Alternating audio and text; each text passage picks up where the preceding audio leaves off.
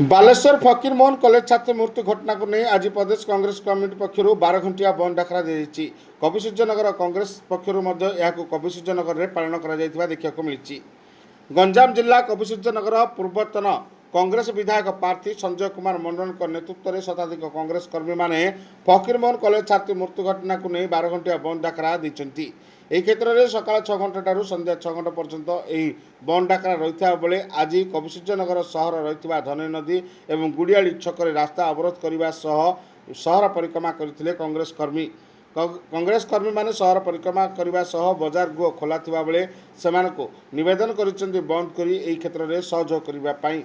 କଂଗ୍ରେସ ସହ 8ଟି ବାମପନ୍ଥୀ ଦଳ ଏଥିରେ ସାମିଲ ହୋଇଥିବା ବେଳେ ଉକ୍ତ परिवार को किभଳି भाव में न्याय प्रदान करा जिवो एवं नैतिक दृष्टि किभଳି भाव में उच्च शिक्षा मंत्री एवं राज्य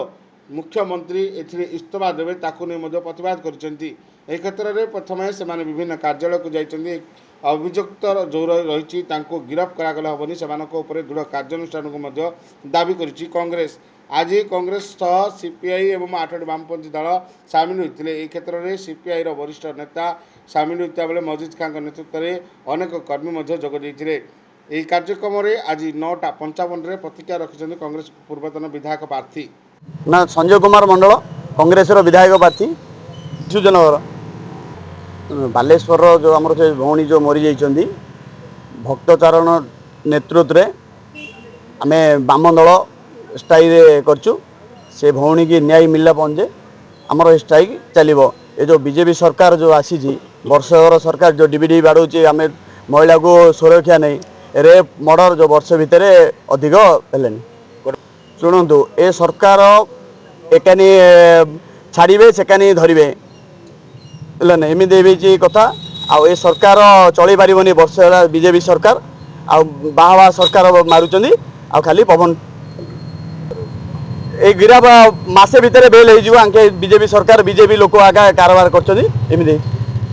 नवकिशोर जेना जरड़ ग्राम पंचायत मु कांग्रेस सक्रिय आभिमुख्य हूँ न्याय पे लड़े। जो बालेश्वर फकीर मोहन कॉलेज जो झील से जो निजे ता देहरे माने पेट्रोल ढाली जो आत्महत्या कला ताकू कॉलेज कर्तृपक्ष केते तार मेंटल उपरे प्रेशर देती वर्षे है ताकू एपटे सेपटे करी माने तार कॉलेज आउट करदेबू तोते पास आउट करूनु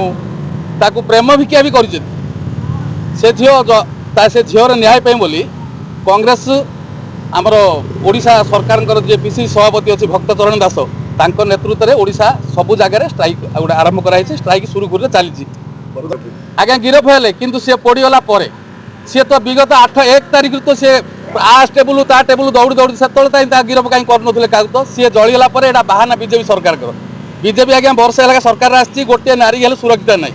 आपड़ प्रति 15 मिनिट गोटे नारी धर्षण होची सरकार कौन शोची तो शिक्षा मंत्री बाहा करी नाक लगे माने कॉलेज को आगू नहीं जाऊ विश्वविद्यालय को माने माने इंटरनेशनल भितर आम जन बोलते एत आज्ञा नमित महाराज बर्तमान जो झील पड़गला ये टाइप कर आज्ञा से झील को न्याय दरकार से न्याय की झील को न्याय देला पर्यंत आम सरकार साथी आम कांग्रेस साथी आम बाम दल 8टी दल अंशग्रहण कर से झील जो पर्यंत न्याय पाए आम राजरास्ता ओल्ल रहू।